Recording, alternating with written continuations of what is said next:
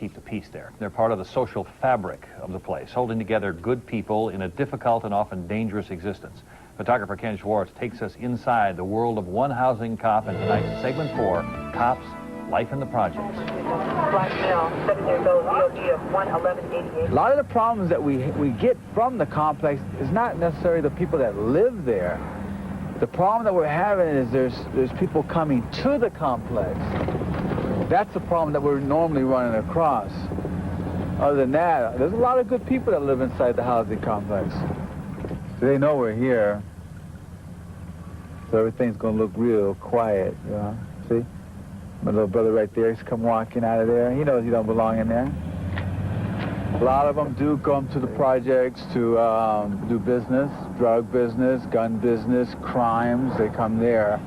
And our job is to get these people that don't live in the complex out of there. Sometimes I do get some flack. I've had some of the youngsters come up to me and ask me about why do I work for the man? You know, how do I feel turning against the Afro-American people being a police officer? And I've always given them a response. And I go, how do you change the system if you don't get involved with the system? Well, I've been getting information that they'll be using this as squatters are coming in here using this for their crack. Police! Police! I care about the community here, but I tell you one thing, I'm going to do my job. If you're going to be dirty, you're going to go to jail. If you're clean, I will not bother you. They're starting to cook it up here. They even got the candle still lit right there. If I'm not there doing what I normally do, and the way the drugs and the violence has been before we even started taking over the projects, they said, you guys are killing each other. They're starting Pines on. What, starting to cook what? It's like they might be going ready to cook some crack. I don't look at it only as that I'm going out there making arrests. I look at it as something positive. But we're going to come back and we're going to hit this place. Instead of just the main complex, we're going to hit this place here. And these are some of the nice people of Hayes Valley South North. I used to be a cop looking from the outside in. Now I'm a cop looking inside out. And the people, since I've been working in housing projects, I've gotten to know the people. I don't feel threatened when I go into projects. I don't. And I feel that this unit has been able to really break that barrier between police and the citizens out there. You do a fine job. The kids seem to respect you, and you respect the kids. You got a good rapport with the kids. You certainly have a good rapport with me. He doesn't go in gun-ho, kicking doors down, or being an ass. He comes in like a professional officer should be, and he's a great guy. From the projects to the gym, an after-school basketball league for kids 13 to 16 years of age, and it's called the Henderson Program. My job, what I am trying to do, is to keep these kids out of trouble and give them a chance to survive. All I want to do is be able to help these kids make it to their 18th birthday or to their 21 years old so they can decide what they want to do in life. Because I grew up without a father, too. I grew up on the streets with a lot of guys, you know? A cop for 12 years, Larry Henderson got tired of arresting the same kids from the projects again and again. So he went to officials at this Western Addition Community Center looking for help. Copied after midnight basketball and named for Larry Henderson, this program is also trying to save young lives. If you don't have the fight and want to be somebody, you're going to go down. You're going to go and do what you want to do, which is a cheap way of making your money, like selling drugs. To me, that's bad, because all you're doing is poisoning your own community. And you know what? They call me a sellout. Am I out there selling drugs to my own community? Am I shooting my own race for drugs? Black-on-black crime is so high, it's ridiculous. A return visit to the empty apartment at the Hayes Valley Projects for some unfinished business. Every time I go into that apartment, I always assume that there's somebody in there. I always go in there expecting the worst, hoping that maybe it might not be nothing. But if you go in there too relaxed, expecting nothing, then you're the ultimate surprise. That's how you get killed, when you're surprised. All I think of is when I go do a job, police, police, we're going to go in there, we're going to take people to jail, we're going to take them down. Get the on the ground. Get the on the ground. Let me see your hands. See your hands.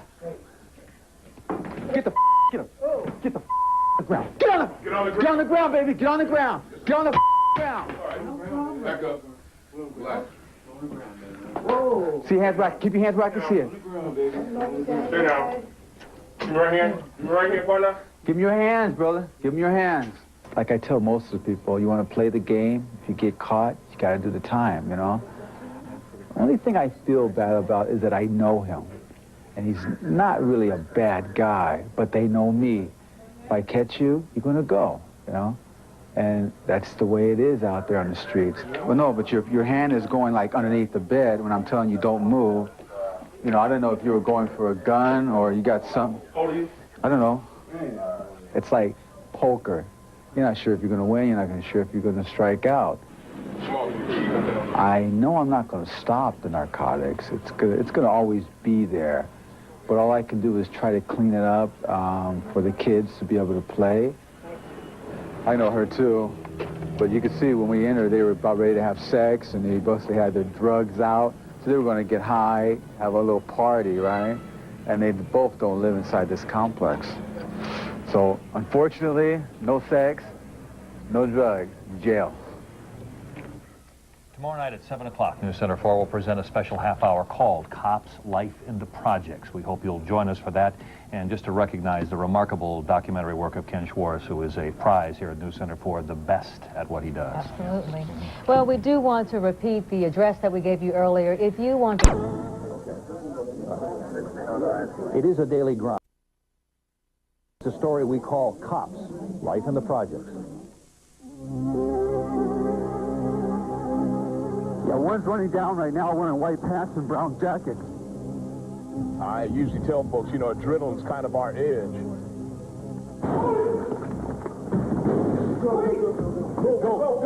Go. See this building right here? There was a shooting murder right down there a couple of months ago.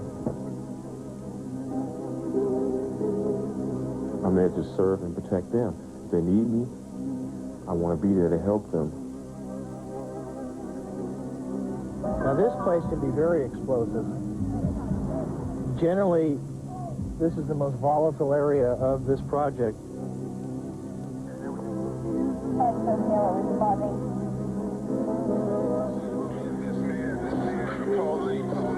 This is what I like. When we come through, it's quiet, you know? If they try to disband us, it ain't going to be like this. It's going to be busy, it's going to be crazy. People are going to get hurt out here. They need police presence.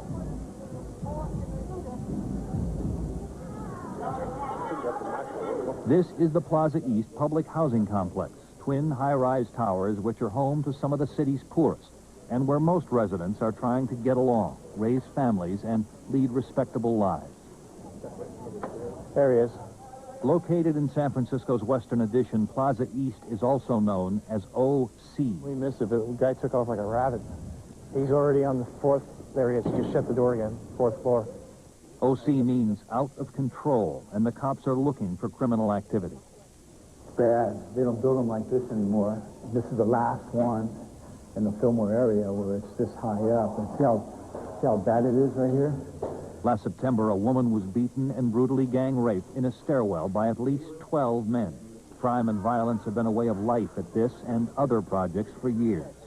We would like to make life the same for the people who live in the developments as it is for the other parts of San Francisco that don't have a very high crime problem. It's the 95% of the good people that live in the projects that are being held hostage by about 5% of the bad guys, and we want to make a difference for those people. The Housing Task Force is a special unit of some 24 San Francisco cops. Created in October of '93, their job is to support the district police stations and the Federal Housing Authority. It's a tough, demanding job that is endless. And we have the 21 officers that try to touch base with a lot of the different developments out there on a weekly basis. But there's also the developments that through statistics we've identified as the high crime areas, and those are the areas that we have to concentrate on. This is the Bernal Housing Project. We are responsible for patrolling 21 developments with about 30,000 residents. The task force has been here before. And we have the guys that like to go out there and catch bad guys. NH207 there, status Frank, status Frank. And the Housing Task Force responds out there much in the manner as a troubleshooting unit. Go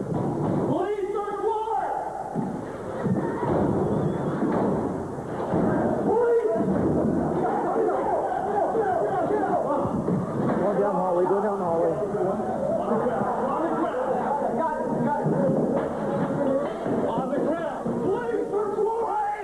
The cops encounter a teenage boy. Whose bedroom is it with the lock on it? My sister's. Yeah.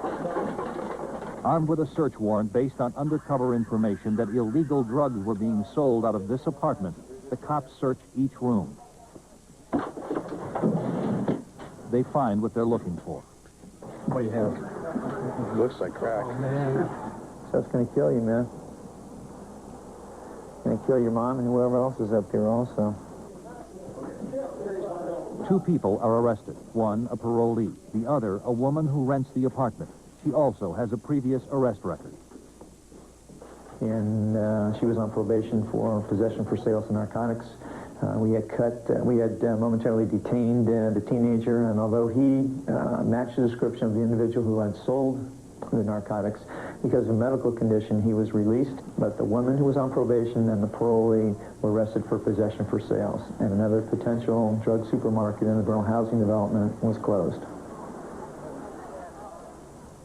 Hey, folks, how you doing? There is another side to the philosophy of the task force. Hey, my name's Sergeant Slade. How you doing? I'm from Housing Task Force. What's your name, bro? Cops like Sergeant Mike Slade do not believe this environment is hopeless. They do believe the people who live here should be offered respect like anyone else. Oh, yeah, they try to open No, that man is just to me because I'm with them. It's a falsehood for people to sit up here and think that everybody in the projects deals dope. That's BS, you know? Just not that way. You got a lot of good people in here. A lot of good people, you know? And there's people worth saving. Mike Slade spent part of his youth growing up in public housing in the tough Hunters Point area. Having read mythology, Pygmalion as being an old Greek artist who built a statue that he fell in love with so much and poured so much love into, the myth is that the statue came into being and was a perfect woman. The same thing is, if you put positive things into people, you should be able to get positive things out. If you put negative things into people, you get negative out. And many people that you run into that are expressing negative things to you, they're in a negative environment. They're in an environment of crime. They're in an environment where they don't have positive mentorship from their family, and they don't see any hope out there. Anyway, just as they went through the other side, this gentleman's running through, and he decided to drop this while he was at it. Slade believes it is rock cocaine. In years past, he has also arrested this same young man's father for drug dealing. You know, you just when will the cycle cease, or when you look forward to hoping that one of these kids makes a success out of themselves and goes on to bigger and better things. 602 in progress. Well, I was going to make you a